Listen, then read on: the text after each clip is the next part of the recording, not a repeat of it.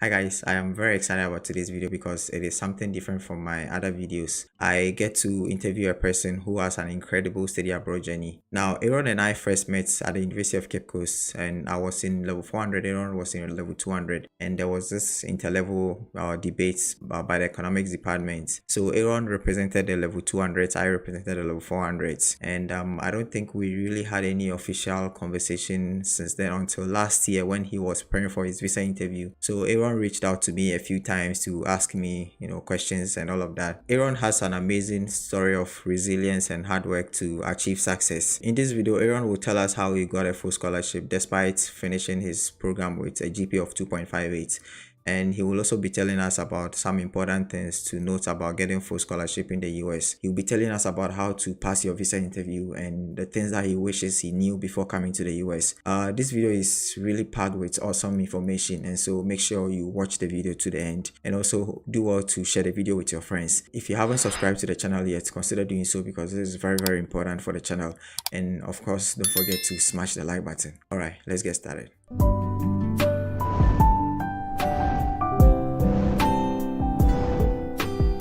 So for the sake of someone with a GPA of 2.58 and the person is watching this video, can you tell me a yes or a no? Is it possible for that person to get a full scholarship to study in the US? Oh yes, it is possible.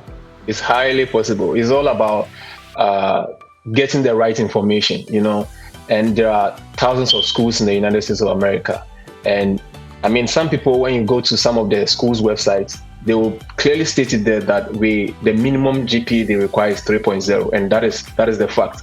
But then if you dig very well and you get the necessary information that you need, you'll be able to get schools that will even accept as low as maybe 2.7, 2.8. I know some schools that accept that. But then what I did differently was, I was not getting... Before you tell me all of that, let's hold on to that, okay? Let's begin with your background. So you completed the University of Cape Coast in the year 2018, right? Yeah. What did you study? Oh, I read Bachelor of Science Mathematics with Business. And you came to the US in 2023, which is last year. So Exactly. Why did you delay all this time? Why didn't you come a year after you completed your university education? Okay, thank you so much, Prince, for this question. So, like, after my first degree, I completed in 2018, and then I did my national service with the College of Distance Education. That is the mandatory 1-year service for the nation. And then after that, I came back to Accra. Then, I saw most of my friends doing their masters, and then they are pursuing higher education outside the country, some in Europe. Okay, so one of the philosophies I work with is that if you have life, right, and you are not dead, it's only the dead that doesn't have hope.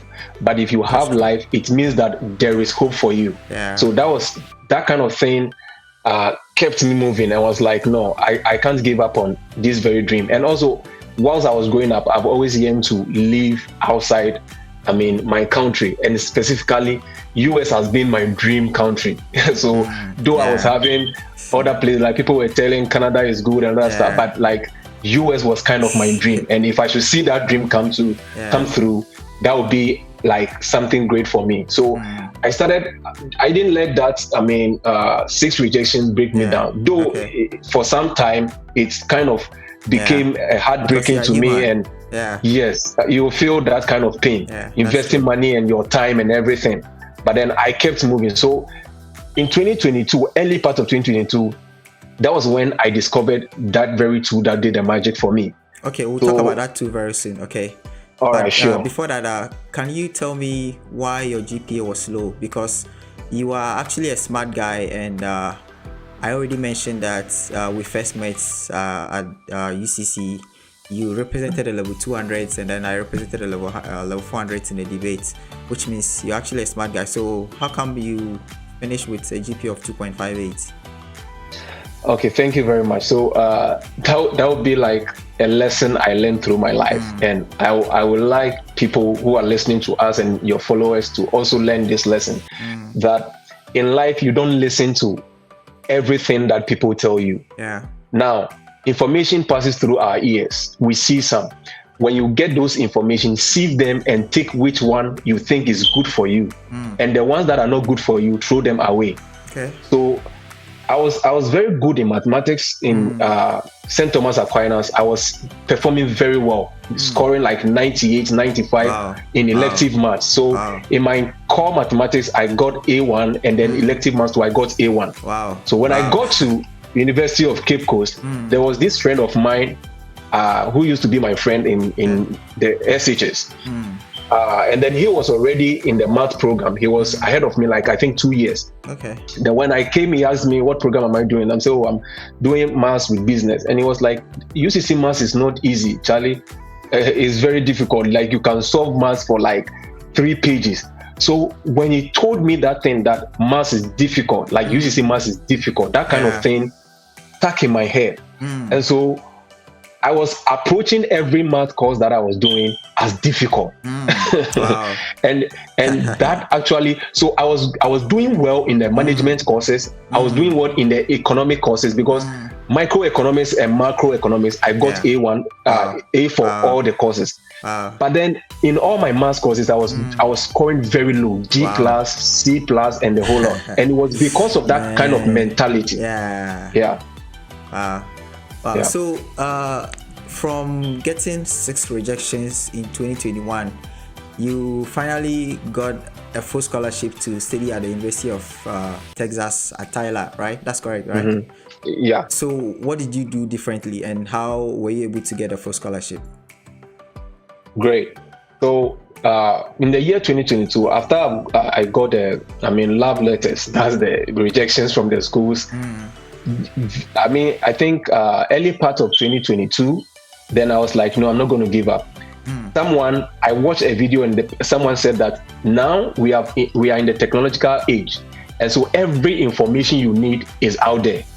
All you need to do is to search it. So I went online and then I typed, how can I pursue my master's degree in the US with a CGPA of 2.58? Then Google will give you like millions of results. Exactly. So I started going through them one after the other. I went through the first page. I was not getting anything good.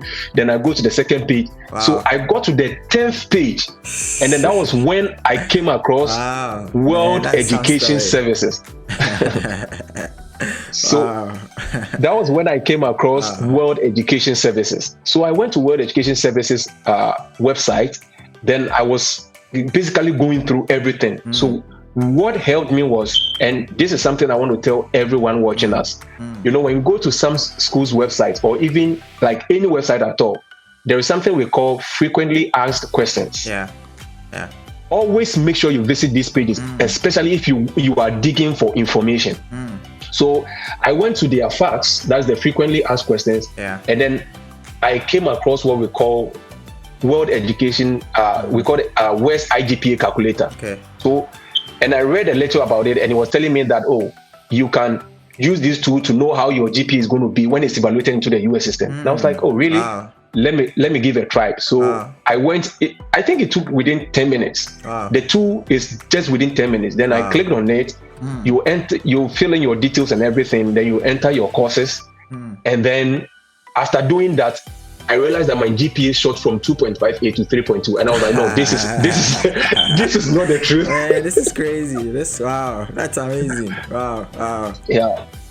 So I was like, no, this is not going to be true, because how can you tell me that my CGPA in UCC 2.58 can be evaluated into US system and it will be 3.2? No, it doesn't make sense. So when I got the tool, I was like, okay, this is one thing that I believe in life is everything that we are doing is risk. So let me take this risk, because even when you are going to sleep, you are not promised you are going to wake up. So everything we do on this earth is risk. So let me take this risk. So I took some money. I started saving. During that time, I was driving Uber and then doing some side businesses. That's our story. So I started saving towards that, and then I think back then it was $215, and then when you are sending the transcript to yourself, to I think in all I was incurring, let's say, close to $250. Then I saved towards it. I traveled to UCC campus requested for my transcript to be sent to WES, and then I submitted everything. And then, when you are doing the evaluation, it takes just 7 business working days. Yeah. So when I submitted it, I was like, within 1 week, I'm going to get a result. So when WES prompted me that they have received my transcript and now they are processing it, I was like, okay. So I started praying and just trusting God that it will come out like I got from the 2. Yeah. And then Shaibu, like exactly when the results came, I saw the results in my portal before they sent the official one to my mailbox in Ghana. Yeah. And when I saw the unofficial results in my portal, it was exactly, and it was mind-blowing. 3.2. 3.2, yeah. Wow. So this the BES evaluation tool, does it always increase the GPA or sometimes? Because I knew about this tool and I've actually evaluated my transcript before, and what I always thought was that it can increase just slightly, not this significant increase in your case. So does it always happen like that? Why do you think yours shot up so high like that? What did you do right? Okay, so I think most of after I did mine, some of my friends also, when I spoke to them about it, they also did yes, but then when you look at their increase, is somewhere sometimes between 0.2, 0.3, but mine was like almost between 0.5 increase. Man. So what I realized was, on my transcripts, when the the transcript came, the official one from West came, they have categorized the first year, second year as lower courses. Okay. And then the third and the fourth year as upper courses. So upper level and lower level courses. Yeah. So when you look at most of the A's and then the B pluses I was getting, it was during my upper level courses. Oh wow. And mostly it is what actually is taken into consideration when they are looking at your transcript. What you did at your first year, second year is more often looked at the basic or the foundational courses that you were doing. And then now your level 300, 400 was what was actually putting you into the major program you are doing.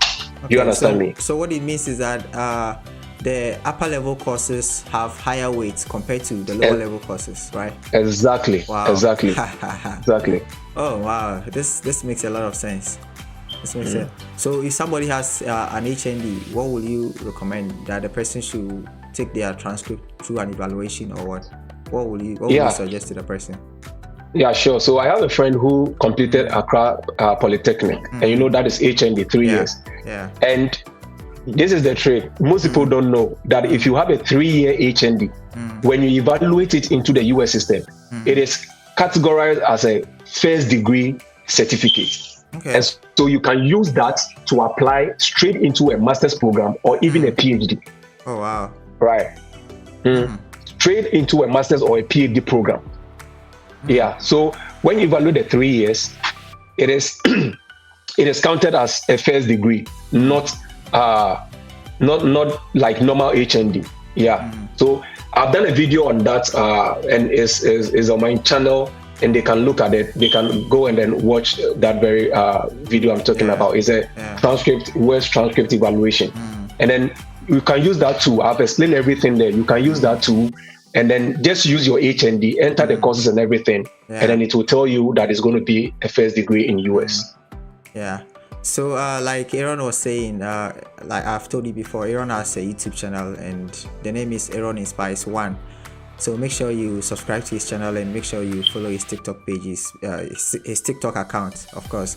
And he has a lot of content for you, especially given what he had to endure, what he had to go through and all of that. So yeah, if I want to get full funding, do you think it is advisable for me to take my HND through transcripts evaluation just for me to start my master's or PhD, rather than trying to do a bachelor's degree first? What do you think is a better, like, for the sake of funding? Okay.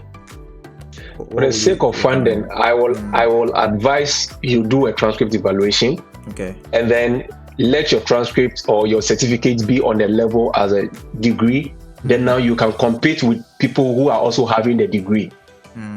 Now, Okay. if you are coming in as the first degree or you want to do the top up to become, let's say, the undergraduate one, most of the Yeah. undergraduate doesn't come with full funding. It Yeah. doesn't come Yeah. with Of course. great scholarship, Yeah. unlike that of masters and Yeah. PhD, that you'll be employed by the school. But with the Yeah. undergraduate, you can't be employed unless maybe you are working at the canteen Yeah. or You have to be in any very of the employees. intelligent. Yeah.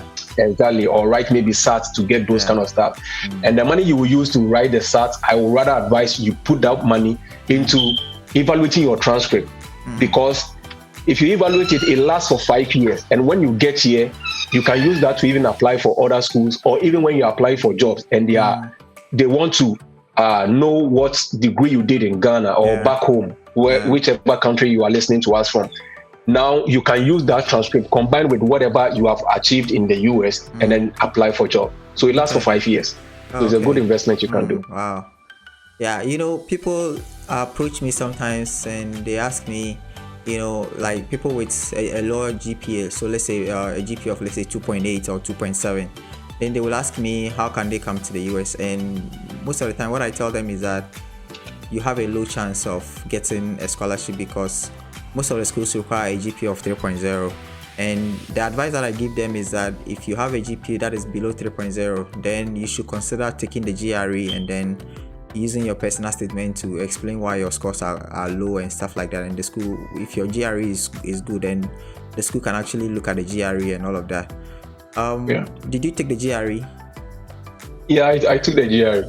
So was the GRE crucial in you getting a full scholarship, or it was strictly based on the evaluation that you did? It was strictly on the evaluation. I would say in my current school, because that's where I'm doing my master's, and it was basically the evaluation, because the first, mind you, the 2021 rejections that I got, I actually used the GRE to support that, and I still got the rejections. So it means that it wasn't the GRE that played a role in my current one. Yeah, and so the GRE too, mostly I didn't do that much. Like I got around 295, like adding that of the AWA, that's you write some essays and other stuff. So adding everything together is around 295, which wasn't a good score. Like those who, if I was to make like maybe 330, 315, 320, that would have been perfect. So if you can write a GRE and make those grades above 310, and you have a low GPA, then you can stand a higher chance of getting into a master's program perfectly. But then if you are sure you can't, ace the GRE, then please put that money rather into evaluating your transcript and then apply to schools that accept evaluation. Because Shaibu, one thing is, schools that accept evaluations, most people are not able to apply to those schools. So it makes the competition in those schools very less. That's true. And then also the trick I gave some of my people that I was mentoring when I got here is that, and I even did that when I was applying to Bowling Green State University. Bowling Green State University does not accept evaluation, but then I merged my UCC transcript with that of the evaluation, and I made the evaluation come first, and then that of the UCC one came second. But I made them into one document, and I use it for application, and I got full funding for Bowling Green. But then I didn't go to that school because when I got here initially, I wanted to end the maths program and then go, but then all of a sudden I've fallen in love with the math, and now I turn that offer off. Yeah. So how did you merge them? Like when you say merge, do you mean you combine the PDF document together, or how do you exactly? Okay. So you go online, you just type "I love PDF." Is a software tool on the internet. Then you just it will ask you what you want to do. Maybe turn your PDF into Word or Word into PDF, or merge your documents. Then you click on merge. Then it will ask you to select the document you want to merge. Then you select them. When you select the two documents, it will ask you which one do you want it to come first. So I pushed the West evaluation one first, and then this one came second, and I merged into one document. So whoever is viewing will see the West one first before they see the that's interesting. Okay, that's really good. On your channel you have a lot of content, especially there was a video that you recommended schools that don't require the recommendation letters. I always felt like recommendation letters are important, but then you were recommending those schools. Can you tell me why you were recommending those schools? Why don't you think? Do you think recommendation letters are important? And if not, why do you think so? Yeah, recommendation letters is extremely important, right? Okay. But then one of the challenges people are facing now is the fact that they are not able to get their recommendation letters on time. And I even played a role in my when I was applying in 2022. There was one school I was not able to put in my application. Like the deadline passed before my recommender put in the recommendation. And so I know recommendation is a big challenge for international students. And you know right now too, most people are using the school route to come travel outside. And so it's making the kind of workload on the professors like huge. That's so true. Just to release that stress on the professors and also the applicants, the students who want to study abroad, that is why I was creating content on fetching schools that do not accept recommendation, but then it will go ahead and accept maybe statement of purpose or your transcript and other stuff. Yeah, because sometimes recommendation can be very difficult to come by. That's true. Yeah. So if let's say my school requires a recommendation letter, and then I have approached the professor and he's refusing to do it for me, what should I do? Okay, so this is it. Like, it's not only your professor that can recommend you. Let's assume you came out of school and you were working, or wherever you did your national service. People at your institution can also recommend you. Maybe, for instance, you worked at GRA or you worked at KIA or wherever you found yourself. There is someone you were working under. All US institutions need is that the recommendation must come from someone who has a corporate email, not a normal Gmail, because they know people can forge and then say that maybe Prince is my lecturer and was recommending me. If they were just being, making people to use their Gmails to recommend. So they are strict on that. It has to be a corporate email. So if you work in MTN Ghana or maybe Vodafone Ghana or wherever you work, there is someone you work under. Let the person use his or her corporate email to recommend you. So it's not only your professors. And then also one of the things that I will also entreat people is like, for instance, like Prince, you have been schooling here for I think you came here 2016. You came here 2016. So that is 8 years now. Good. So some of your friends that you start with, or maybe students you taught, I knew you were a teaching assistant. So students you taught who maybe want to pursue their degrees in US and are struggling with recommendation letters, you can serve as a recommender for them. And that is one of the things that people don't know. So you can serve as a recommender because currently you are a PhD student and I know you are a teaching or a research assistant. And so you have, apart from your student email, you have a corporate email because you have been employed by the institution. So that's one of the things that I also did.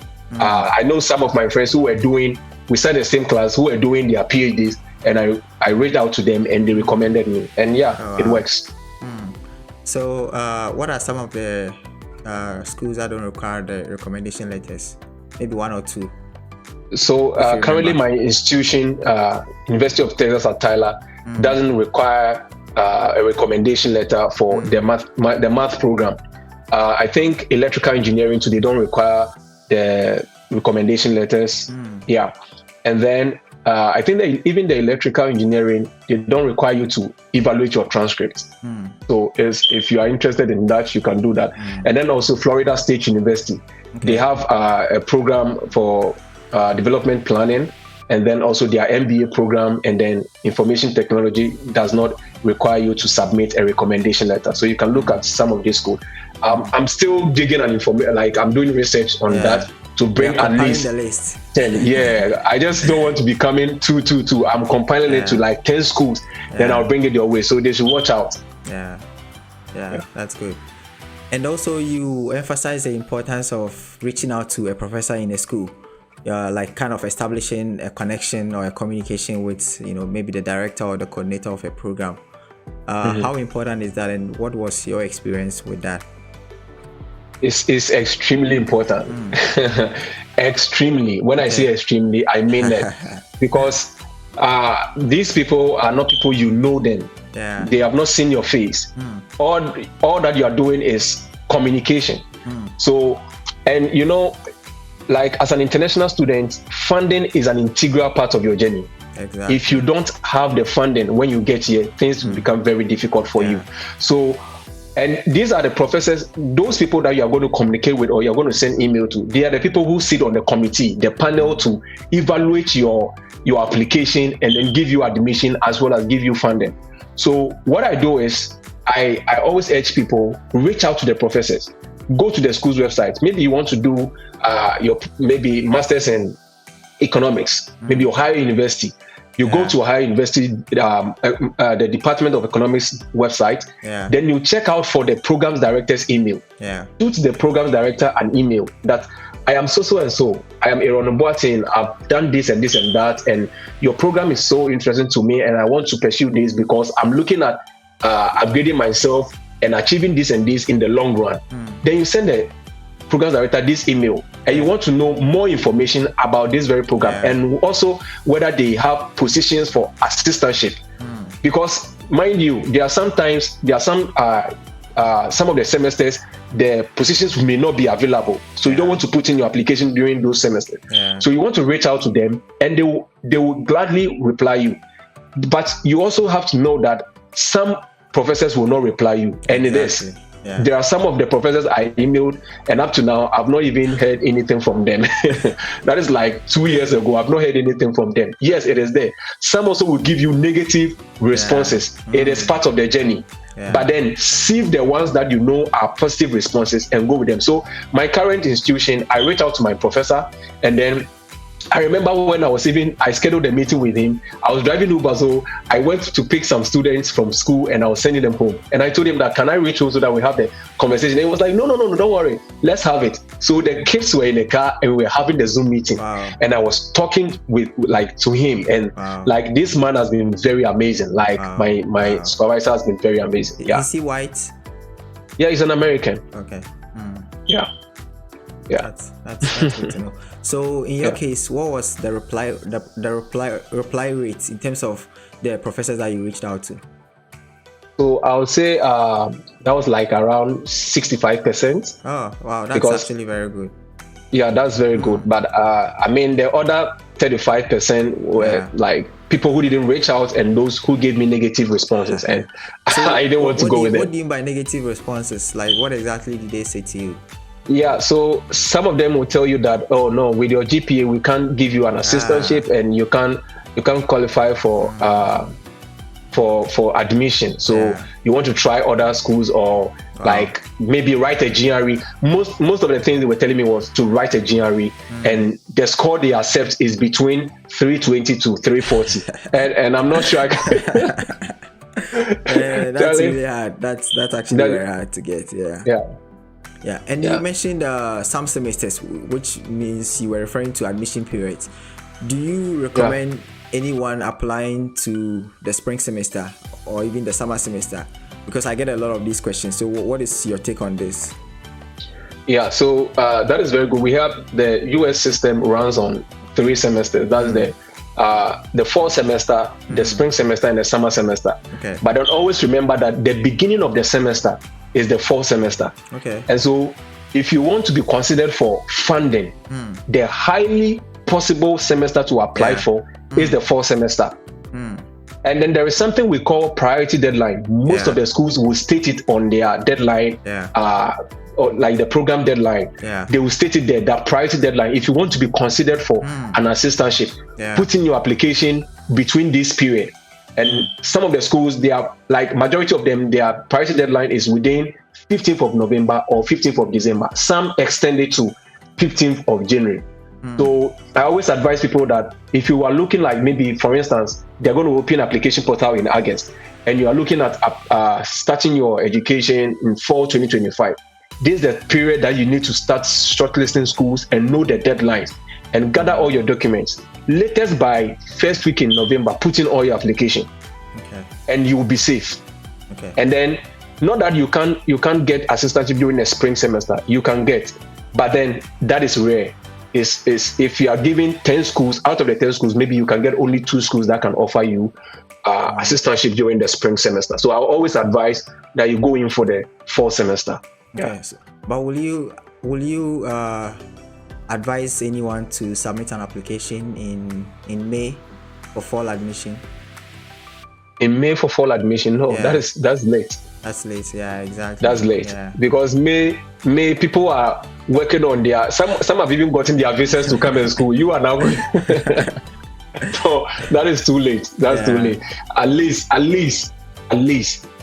by first week in January you should be done. It should be done, because that is when the responses will be coming from schools. And then because we are international students and now because of the backlogs at the various embassies in the various countries, you want to do these things very early so that you can start your visa application processes as early as maybe February or March. Then you can stand a high chance of getting a favorable date and to start your program in August. Other than that, you will struggle with it.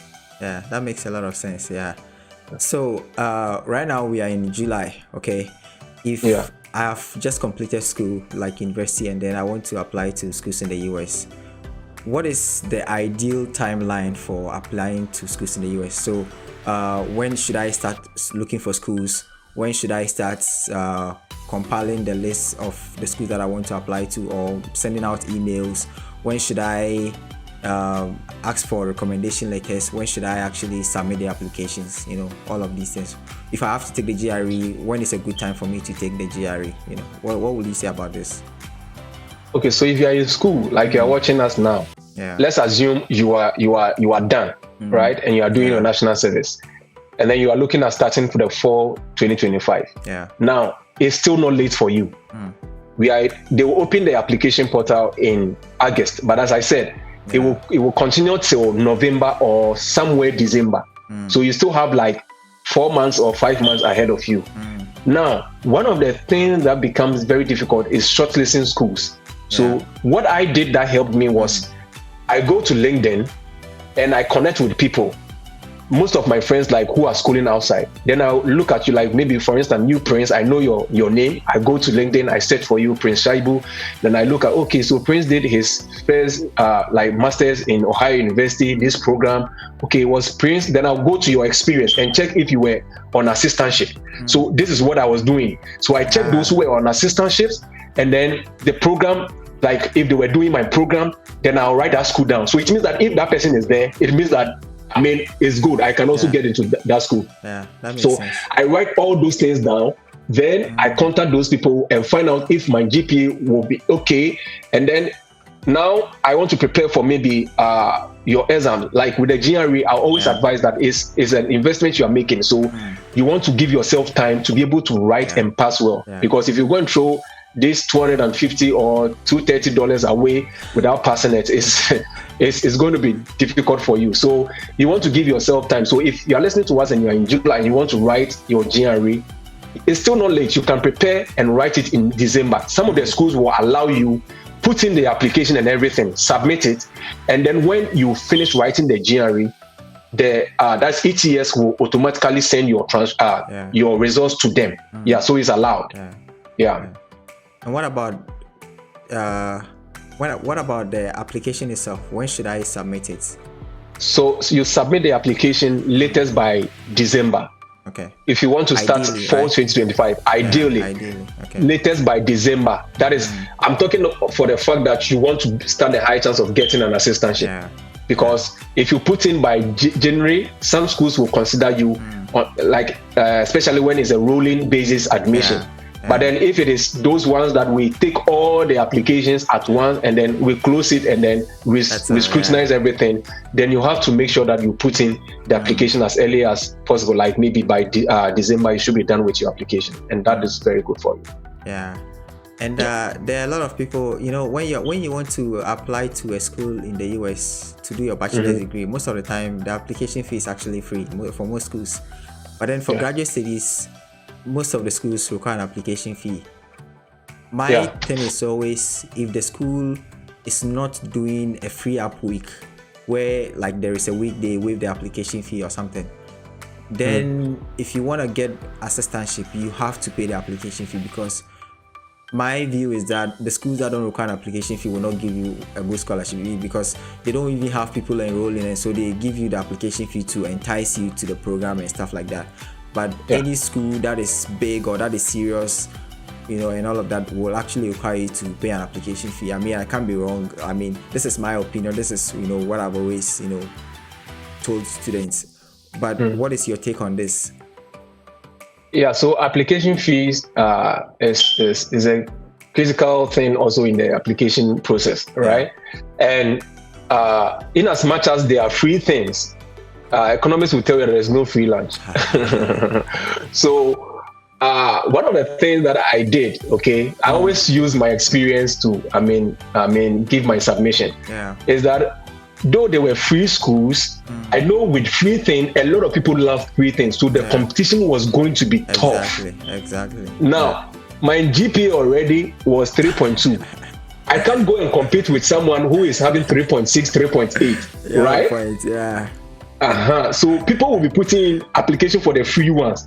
So what I did was, out of the 7 schools I applied, two of them were free, yes. And then 5 of them I was paying because I know I wanted to. And my current school, I paid $75. But then it is worth it. It is worth it. When I got here, I can say that $75 is nothing now to me. Exactly. Yes. So yes, there will be free things, but then whilst you are applying for the free, please don't focus much on the free, because the competition at the free, if you saw free and you applied, someone also saw free, they will also apply and will be telling another friend, oh, there's free thing here.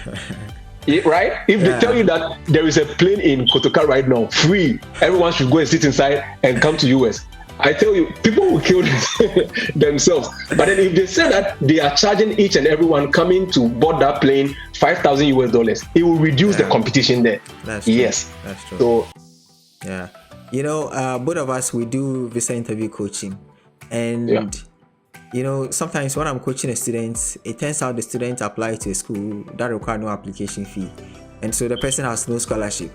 And in my mind, I'm like, the cost of attendance is, let's say, $35,000, and you pay no application fee, so you avoided, let's say, $75.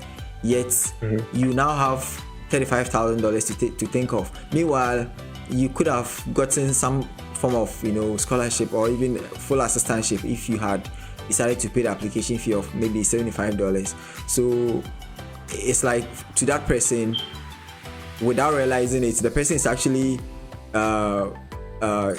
choosing $75 over $35,000. Over $35,000, Sometimes, when students come to me like that, I'm like, but why would we do this?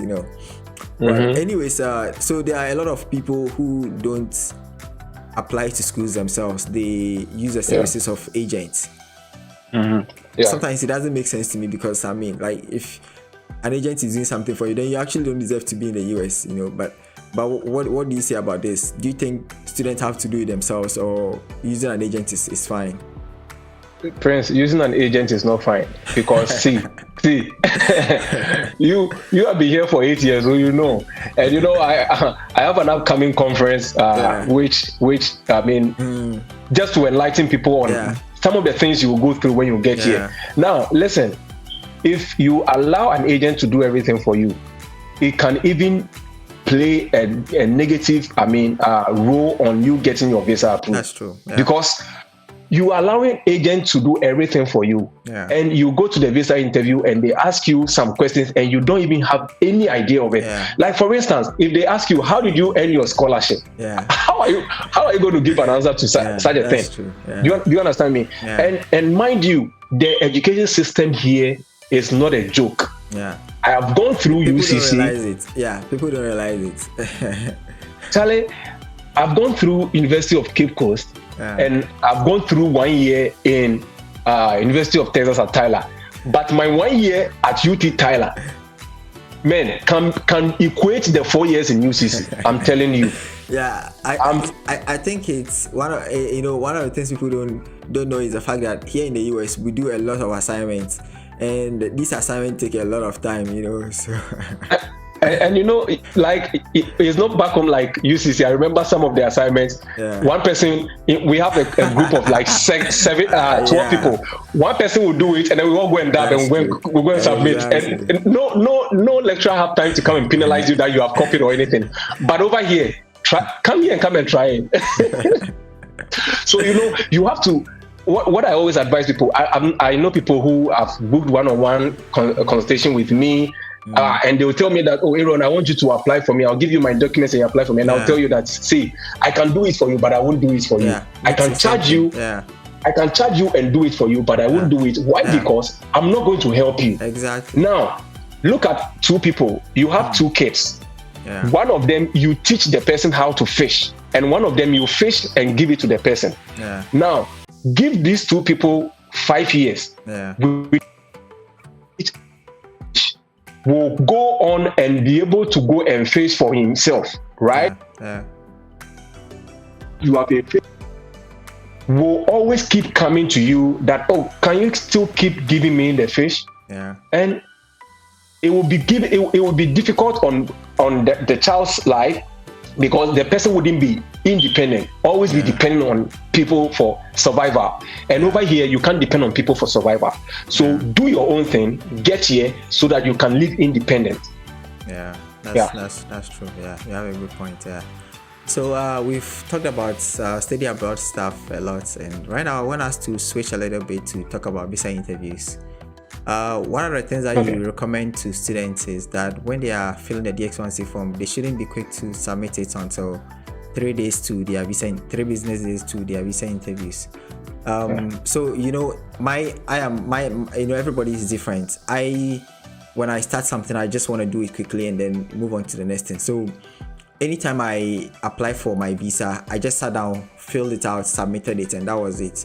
You know, but I see where you are coming from, where it's like, you know, there is a possibility of making a mistake and all of that, you know, and so if you take your time, and also I think it also depends on if it's your first time, your second time, and also the kind of information that you have before you starting out, because some of the questions, maybe you don't understand what it means and you end up making a mistake, and then later on you realize that, oh, this is not actually the correct answer, you know, and all of that. Can you tell me more about your position? Because it's actually very valid, you know. It's very valid. So the reason I always advise people to submit their DS160 like 3 days or maybe a week to their interview is because, one, the DS160 is a bulky document. And mind you, the visa officer who is going to interview you does not know you from anywhere. At that very instance, within that 5-minute interview, that is when the visa officer is going to know you, and it is only going to know you based on the DS160 and then the I-20 in front of her or him. So you don't want to rush through the DS160. That is one of the reasons. The second reason is that, one, you have applied to several schools, and then your program starts maybe in August, right? And then you have started your visa processes in maybe March. Now, for instance, you have decided to go with school A. Maybe within May, maybe when you get to May, then school B will bring you a juicy offer. Now, you have already submitted your DS160. You want to make changes. Do you understand what I'm saying? So why don't you wait till the time for your visa interview, maybe a week to your visa interview. Then if you have now made that is when at least 1 week to the interview, you know that this is the final decision. You can't change it. Then now you can go with it. The third reason is that you have maybe a sponsor. And then because in my case, when I was going for my interview, someone, let me say, failed me a week to my interview, couldn't give me the distance again, the statement. So I actually went to the visa interview without a statement, a bank statement. Yes. So that is that. Like you have a sponsor, and maybe that sponsor might change along the way. The person will tell you that, oh, I can't sponsor you again, or maybe the bank statement, oh, I can't give it to you again, or something can come through. So what you do is wait till a week to it. Then you know that, oh, this is what I'm going with. You have already prepared your storyline and everything. Then you can submit it, and that is why I mean, the embassy gives you that kind of luxury that you can submit your DS1 in 48 hours to your interview.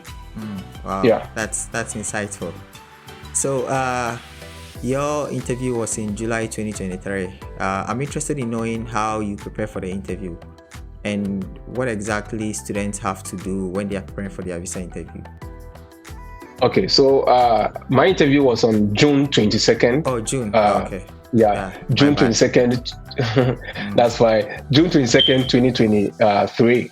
And then when I was preparing, initially I joined one of my friends, the Fred Effect, and shout out to the Fred Effect, and then Kids for Onyina. So they were organizing mock sessions, and I joined them, and then I was learning. But it got to a point, it was like, the more I'm joining mock sessions, people were telling me, oh, and your deficit was very huge. And with this deficit, you can't be approved in Accra Embassy, and a whole lot of negative stuff that were coming. So when I started hearing some of these things, it got to a point I was not able to join Fred's mock session again because of the time, and I was doing something, so I was not able to join. So I was joining another mock session, and that was where the negative vibes were coming in. So I told myself, 2 weeks to my interview, I told myself, now I'm done with it. So I started practicing with my wife. By then, we're married, so she was kind of interrogating me and then asking me questions. So I give her some of the things that these are the things that I need to prove that I can fund myself with the remaining deficit, and then I'm a genuine student, and then also my home ties that when I finish my program I'll come back. So she should be asking me questions around these things to prove that kind of thing. And then we did it for a while, and by God's grace I went and I got approved. You know, I remember when you approached me last year about your like, you know, I have a video on the 14 most difficult questions, like visa interview questions, and there was this question about suppose you just got married and you are leaving your wife behind. If the visa officer asks you why are you leaving your wife behind, what would you say? And that video was actually a question. You asked me the same question, you know, because at the time you had gotten married, and you were wondering what if you were asked that question and all of that. You remember that question? So I remember that very well. And that was that. I forgot to add that you also prepped me. I think that was very late, like a week. I think it was like a week to my interview. And then I was like, no, when I saw your content, like you were more of like the visa interview stuff. So I was like, no, let me get in touch with this guy because he has already been in the US for several years, and let me see how it goes. And I love your submissions you gave. That kind of encouragement and enthusiasm also gave me that kind of boldness and courage to go in and face my realities. And so what are your top 3 tips for anyone who is going for his visa interview? So the first thing is, don't, like I said earlier on, people will give you submissions. It is not all submissions that must enter your heart. Some of the submissions must not even get into your system. Those that must get into your system, let them get into your system. There are 3 things that as a non-immigrant visa applicant you have to prove. And that is, 1, that you are a genuine student, you are coming to study. And the fact that you have an I-280 and admission letter from a school, it means that you are genuine. 2, you have to prove that you can fund yourself. You have enough funds to cater for your your cost of attendance. If you can prove that, then that is also checked. Then the last one is a non-immigrant visa applicant. You have to, immediately you finish, you have to return back home because you are not intending to immigrate. So you have to be able to prove your home ties, and your home ties can be your family, that is your immediate, not extended family. So like your wife, your kids, or maybe your job, or your properties back home, like you have a land, you have a house. Like these are things that can tie you back home, because you can't tell me that you will leave your wife back home and your properties back home and come and stay here. Yeah, that's true. So that's my top 3 tips that I'll give you. If you're able to prove these 3 things, you are good. And be confident. That is one thing. Confidence can win you the visa very easy. One thing I've learned when I came here, Prince, is that when Americans are talking, they talk with boldness. Even an 18 years or 15-year-old kid can talk to you even with 10-year-old boldness. kid, yeah. Yes, they can talk with you with like boldness, and they will look straight into your eye. They will never blink. But Africa, we are very it's timid. like exactly. You have to so when you are respect. talking with please put that please. You get to embassy and how many schools do you apply to? Please apply. Please, no, stop it. It doesn't help. They don't. It doesn't help. Yeah. That's good. So when you got your visa approved, what did you do? Given the fact that the fact that all this while you were trying and you had some rejections and you had a GPA of 2.58 and you doubted yourself and all of that. So when you finally got the American visa, what was the feeling and what did you do on Charlie? That feeling, people who have gone through it who understand that feeling. See, that feeling, I don't know how to compare that feeling to there's nothing like that. I tell you, throughout my life, I've never been happy on that day. I tell you, because I immediately the visa officer told me, "Congratulations, Mr. Boateng, your visa has been approved." When I got out of the embassy, I automatically saw myself in US. I started swimming in snow already. So so that feeling, Charlie, is a dream come true. And when we started earlier, when I told you one of the countries I've dreamt of coming to is the United States of America. And so yes, it was a dreams come true. That day, I went to the embassy with my wife, and I want to thank my wife. She has been a supportive wife, and as I speak with you today, she's actually the one who edits my videos for my content and everything. My wife, I really thank her so much because she. Question about that actually. Maybe we'll push it to some other time because of time. We can push it and then do it some other day on that. So she has been very supportive, and so on that day, right from there, I went to church to thank God, and then in the evening I went to the beach with my wife to sit down, and then we began to plan ahead. So how did she take it, given the fact that you were leaving her for a while? I know she's here on F2, and that is something that we'll talk about in a future video, like the F2 process and all of that. So how did she take the news, the fact that you are leaving her? Did she cry at the airport? Okay, so one thing I believe is I always plan ahead whenever I'm doing something. So when I was doing this, I was optimistic I'm going to get a visa. Though, inhumanly, the fear was there. Of course. But then I was optimistic. And so I was putting everything down. So it was like I have plan A, plan B. So we were talking, okay, so if this plans goes through and I get a visa, yes, I know we married just in May and I'm leaving in July. Is very short. But then this and then we are putting in place. And in no time, I'm going to do my possible best. When I get there, I'm not going to leave you here alone because I want you to be by me. So I'm going to put in the effort and make sure you also join me. So though, in that very instant, humanly, we are not going to feel better, right? But then when we look at the future and we look at what we have, yes, she was okay. I was taking the lead. So it was like, I am taking the lead to go and prepare a place for you. Then you come. It's like there is a sad part and then there is the happy part, That's how life is, But then there is something interesting. You got your visa approved in June and then you left Ghana on July 24th, right? 24th. Exactly. I guess I get a lot of questions from students. When should I leave and all of that?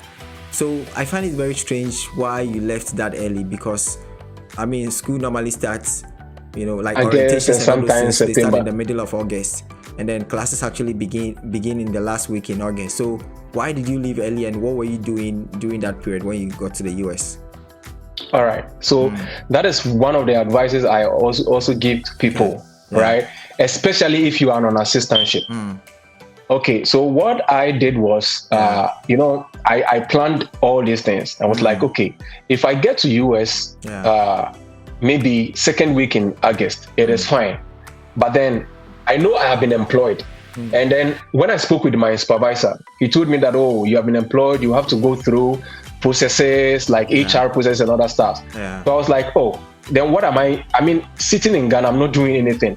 So then, when you get your visa, you can only enter US 30 days prior to your program start date. So when I calculated, I think the 24, then it means that I had like 22 days. Like I've just spent 8 days in Ghana. So I was like, okay, fine. Then I entered. So what I did was, when I entered, I spent 1 week in Dallas with an uncle, or like, let me say, a friend, a close relative, for 1 week. And then I came to Tyler on 1st August. Then quickly I went to the international office and I started my processes. So before school began, I had already put in my application for my social security. I've done all onboarding process and background checks, because mind you, you have been employed, and it doesn't mean that immediately you are employed, then when you get to US, you start getting your paychecks.